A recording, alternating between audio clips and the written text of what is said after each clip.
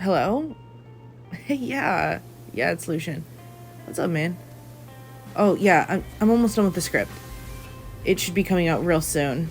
No, Zoe's not coming back, but I've got a lot of really great stuff planned.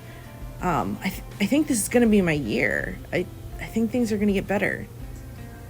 The Proud Boys did what? Are you fucking shitting me?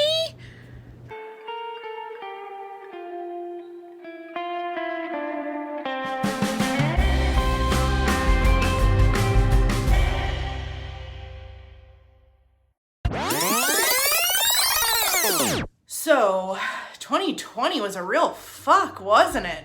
Australia caught fire, we spent most of the year in a global pandemic, and the Democratic Party of America largely twiddled their thumbs while the Republicans descended further and further into fascism. 2020 wasn't a great year for me personally either, which is why my hiatus ended up being longer than expected and why I'll only be putting out 1 to 2 videos per month on this channel from now on. Oh, boo me all you want. The algorithm's gonna have my head too. But my rent just went up, and I don't have enough hours in the day to do everything I need to do. If you'd like to see this change, or if you'd just like to see my channel grow, consider becoming a member of my Patreon. That way, I can quit my gig economy job and do this full time. So where was I? Oh yes, fascism, the butter of my bread tube. So, I don't know if any of you have heard, but the far right just tried to pull off a coup. And yes, it was definitely one of the stupidest looking things most of us have ever seen. We had Buffalo Braveheart, people waving Blue Lives Matter flags, assaulting the police, and one man literally died from the excitement of overthrowing a democratic election. There were reports that he tasered himself in the testicles until he died, but those have since been debunked. And we present the facts here on this slutty YouTube channel. However, since the right has essentially created an entire fascist movement based on lies, I say we just let ourselves believe that man tasered his balls till he died. A little fake news, as a treat. And let me tell you, there is absolutely nothing I want to do less than talk about this fucking coup. Even thinking about writing a goddamn script about the goddamn Proud Boys, or the Boogaloo Boys, or QAnon, or any other idiotic right-wing subgroups make me wish someone would taser me in the balls until I was dead. And as much as I would like to ignore it completely, we are going to talk about the coup. But I need a little bit of levity or I will go completely insane. So first, we're gonna talk about the very first movie I saw in 2020. That's right, kids. We're gonna talk about Cats.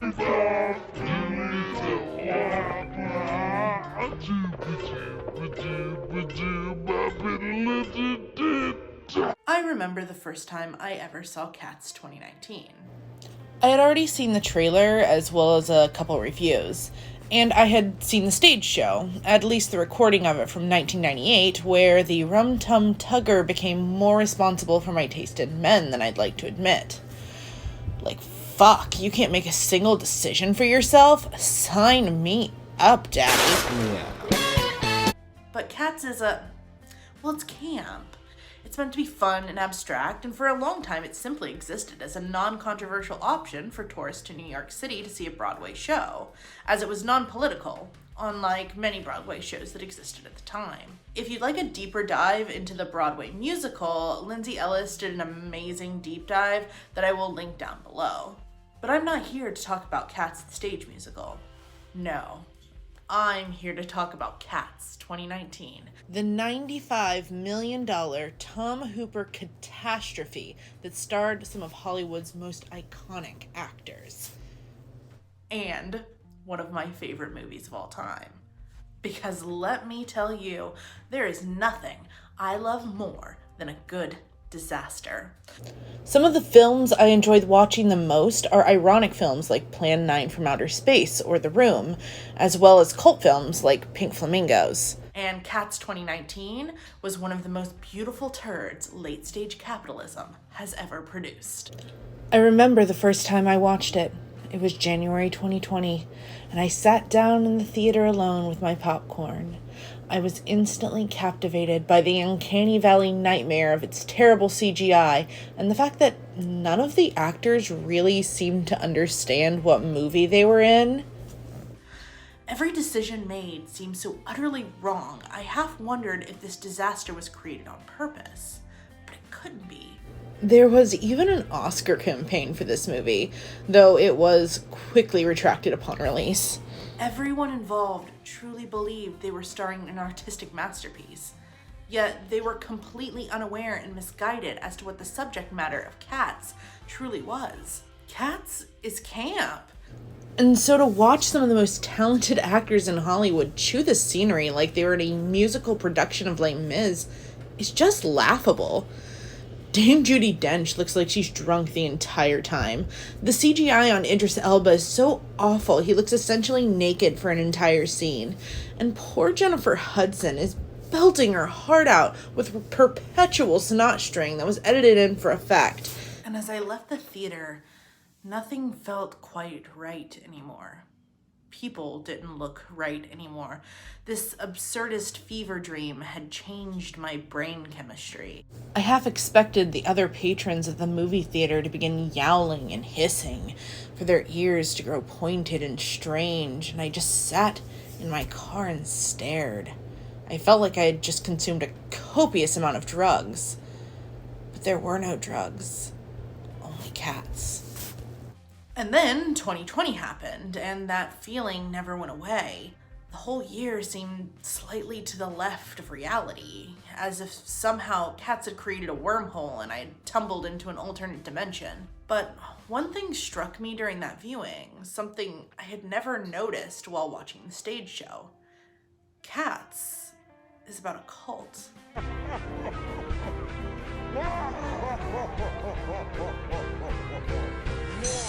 So there isn't a terrible amount of plot to Cats. That was kind of the beauty of the stage show. It was ultimately so abstract, you could just kind of let your mind roam and enjoy the sheer theatricality of it.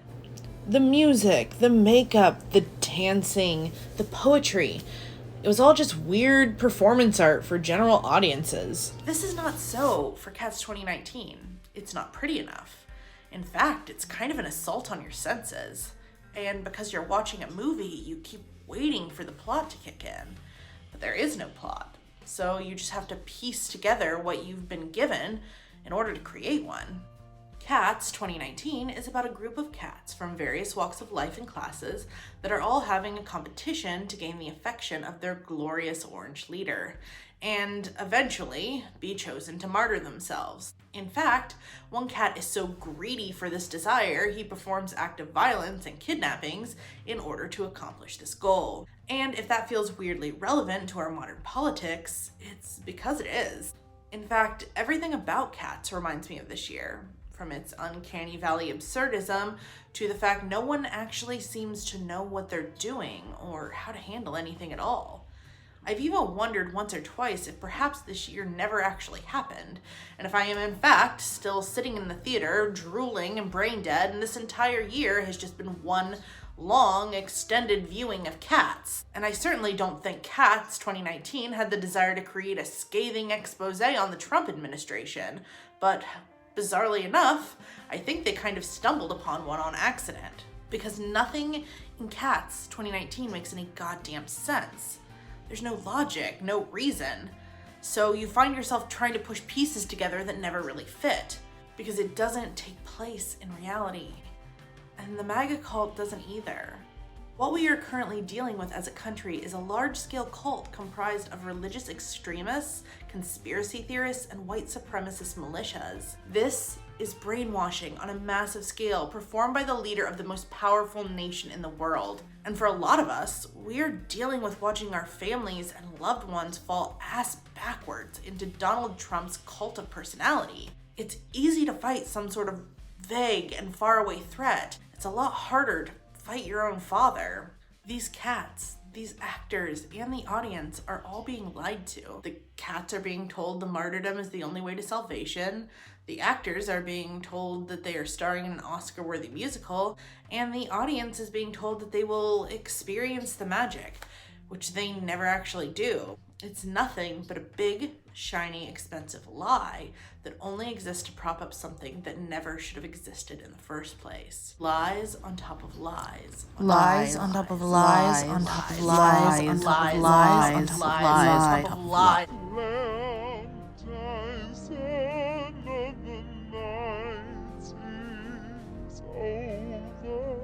On January 6, 2021, several groups of right-wing insurrectionists stormed the US Capitol in Washington, D.C. Now, I'm all for, overthrowing the government, but these are fascists, and if there's a group of people I hate more than neoliberal capitalists, it's fucking fascists.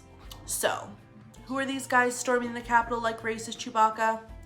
Well, if you ask the right, at least the parts of the right who are actually ashamed that this took place, they'll tell you it was Antifa. But honey, sweetie, darling, look at these guys. Do you really think that I, or anyone like me, would ever be caught dead in these outfits with these flags? Darling, I would never. So, who are they then? Well, there's a lot of crossover between these groups, but I will do my best to break down who these insurrectionists were, what they believe, and why they thought storming the Capitol was a good idea. The first group I'm going to talk about is the religious right. I broke down the ideology of this movement in my previous video on the subject, but essentially they believe that the Republican Party is the party of God, and that the election of Donald Trump is part of a greater prophecy that will lead to the second coming of Jesus Christ. This is why they're so invested in keeping him in office. Next, there's the Proud Boys.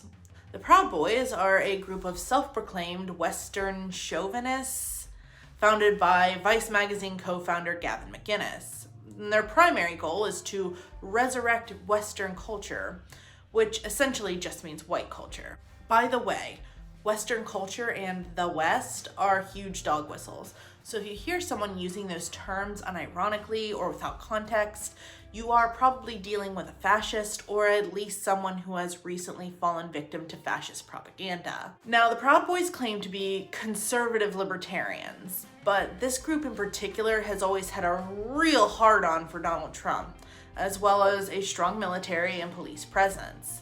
The Proud Boys are essentially the alt-right repackaged, since everyone sort of realized the alt-right and white nationalism is just white supremacy rebranded to be more palatable. These guys tend to lead and organize these types of events, as well as several other right-wing militia groups, including the Boogaloo Boys, which we will talk about later in this video. The third group we will talk about is QAnon and other conspiracy theorists.